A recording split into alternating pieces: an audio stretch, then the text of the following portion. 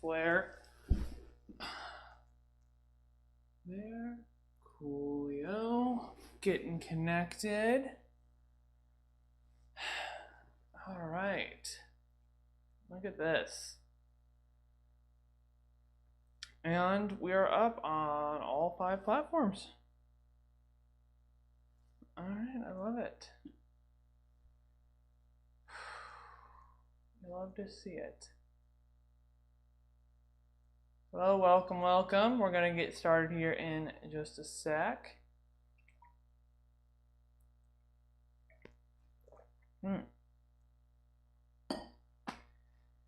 Say hello in the chat. Go ahead, let me know you're here.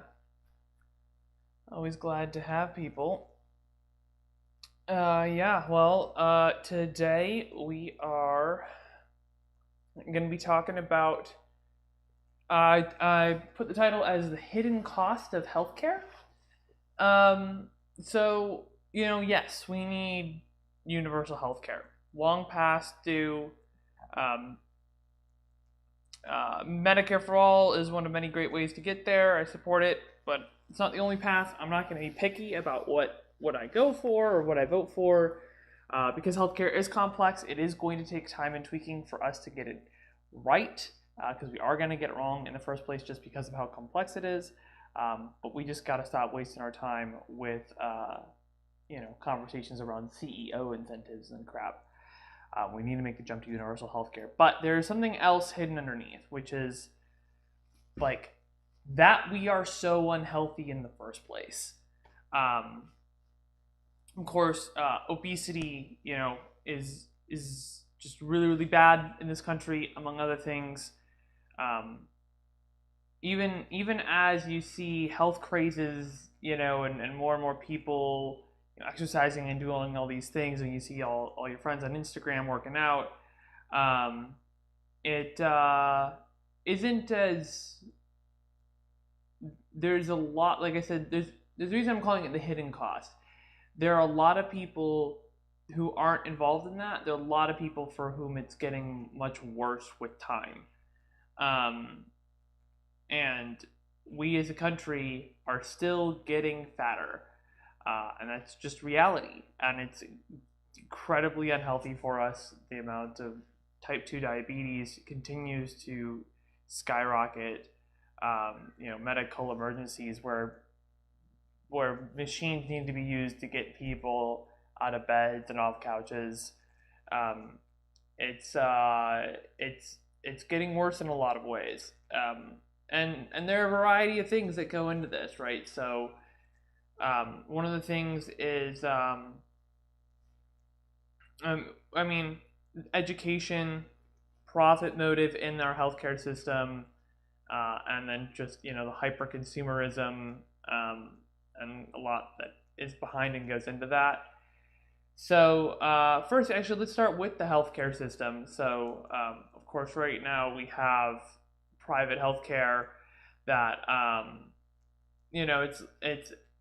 it's designed. They're designed to make money, not to actually cure people. And how does the healthcare industry make money? Well, doing a lot of unnecessary tests, writing you prescriptions, but keeping you unhealthy and coming back for more.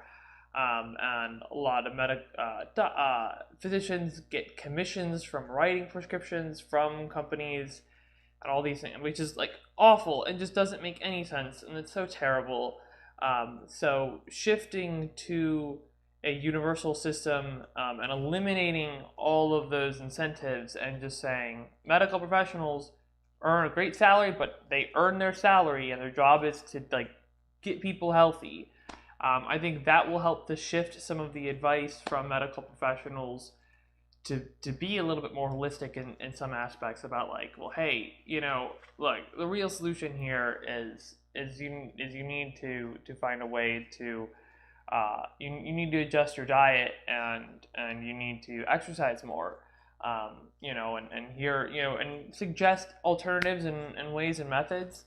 But we also need to make it easier for people to do that. So for one, of course, is education. And it's not just education for the teenagers and the students that we have and the kids we have right now, we also need education for adults. I mean, there are a lot of people who don't know what kind of food is healthy and isn't healthy for them. And of course, as we continue to discover that the reality is that looks different for everybody just based on genetics. And so, I mean, a combination of clinical and holistic health is going to be really helpful in that space. But I mean, there are some things straight up, things just that are just like, well, people need to sleep more.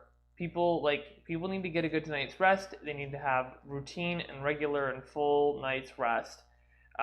So that times like we go to work and everything and go to school, and that's just about a cultural shift in attitude.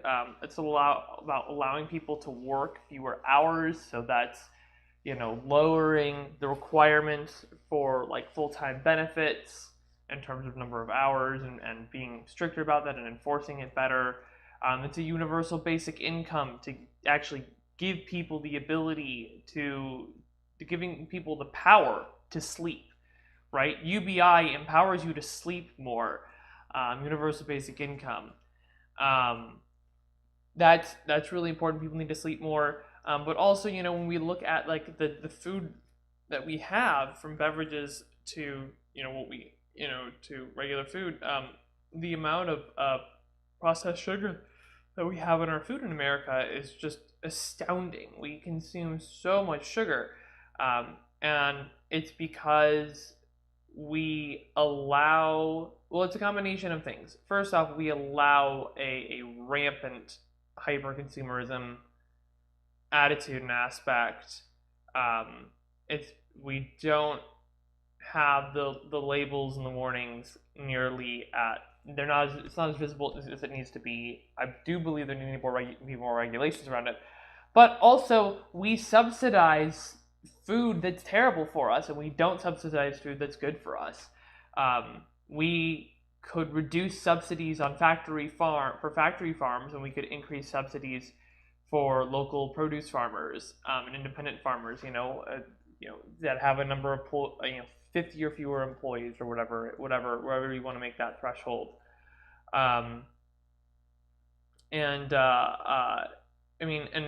As well as doing things like having, making sure that the food itself is more nutritious. So getting away from monoculture and working toward permaculture. That includes taking care of our environment, right? Which is all of the things, right? It's a whole other topic, but native land rights, giving those back, learning from that, and as well as like allowing GMOs that will allow us to stop using pesticides altogether, right? That's a whole thing. Is like the pesticide lobby has lobbied Congress to outlaw certain GMOs, and has a big misinformation campaign surrounding that to get people to believe things that aren't true or whatever, and it wastes so much water and all this land. But we need rotating crops, and we need to give farmers more rights. I love this right to repair thing that we got going on. Of course, President Biden just executive ordered for the FTC to enforce right to repair, using powers that it already has. Hopefully we will see that get better, and I think we will. But also the solution needs to be as convenient as the problem. So all the unhealthy food is cheaper and more convenient than healthy food, and it doesn't have to be that way. Like I said, first off, through subsidies, but also, we can have subsidies for startups that create cheap, healthy food. I just saw the other day there's a startup in California right now, like LA, where I'm trying to remember what it was called. Good Eats or no. It was, I can't remember what it was called, but it was like they're scaling up super quickly, and basically the idea is that like they they make all the food at a centralized location, and they just have distribution and logistics to get it out to where it needs to be, where people can then buy single meals for like around $5. But also, like, they're subsidizing those prices, like they're allowing themselves to charge more in more affluent areas in order to subsidize prices in lower income areas, so that way they can get it out into food deserts. I'm like super into that. I want to help like with infrastructure, with startups like that. Because that's what we see in Japan, right? Is like it's that convenience stores have options. They're not super healthy, but they're moderately healthy. They're healthy enough, and that makes a big difference. Um, you know, so and zoning comes into that too. Allowing 5 or 6 fast food restaurants to all be right next to each other in one part of town. That's very intentional from those, like, that's mutually beneficial for them, because what it does is it trains people psychologically to think, oh, it's dinner time, I go to this area and there's going to be a place somewhere there for me to get food. Well, that's not a healthy way to think about food.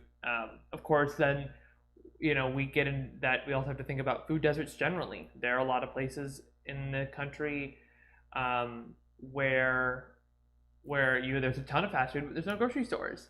And I think like just direct subsidies for grocery stores are just, it's as plain as it can be. It doesn't need to be all that complex.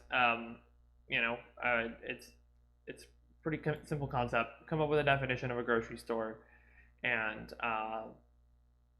if a town or a part of an urban area wants to open a grocery store, they can apply for just direct subsidies from the federal government to help them stay open. It's that simple. So addressing food deserts is another way to help. So there's a whole variety of things. There's no single thing here, but making it easier for people to eat healthier, to get more sleep, and to improving the nutrition in our food supply, as well as, like I said, education for not just kids but adults too around all of this, and folding exercise into all of it. And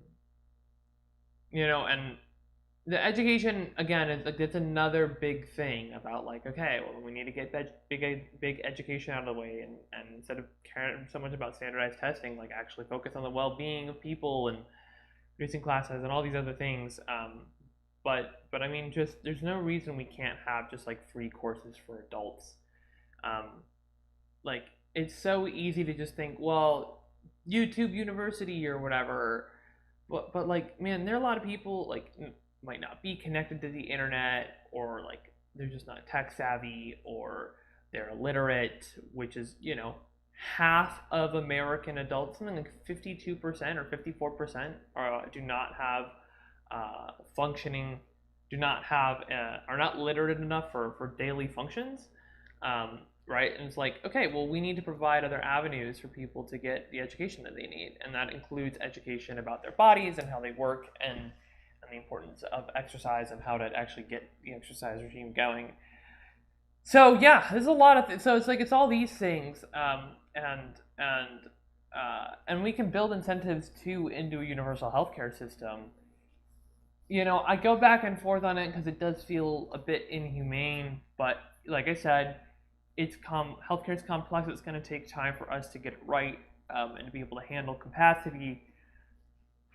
But there's, you could build in things about, like, okay, well, if you want to get to the front of the line, or if you are taking care of your body and something happens to you, like, then you get priority. But if you're not taking care of your body, maybe you get sent to the back of the line or something. There are countries that do things like this like I said, it feels a bit inhumane, but at the same time, like it's always about moderation, right? Everything in moderation. You want to find this balance of carrots and sticks. It's not necessarily that we're trying to punish people, but like we have to have priority and it trying to find additional incentives for people to actually take care of their bodies is a way to reduce strain on the healthcare system as a whole, and to help people be healthier. So it's about, yeah, it's about finding that balance. So I didn't realize I was gonna have this many things to say, but I just kept going and going and going. There was so much to talk about. There's so many little things. I've talked to so many people about this topic and about this issue, and they've all brought different perspectives for me and added things to the conversation. I'm kind of glad I was able to put it all together. But yeah, well, I feel like I've just been rambling and rambling. I haven't been all that exciting. I've just kind of been droning on. I actually, my sleep schedule's been awful. I tried to go to bed at like a decent time last night, and I did, and then I just couldn't fall asleep, and so my sleep's all messed up, and it's gonna screw me up for the rest of the day. And I'm still trying to get it right, but yeah. All right. Well, that's it. I'm gonna end it here. But I'll see y'all.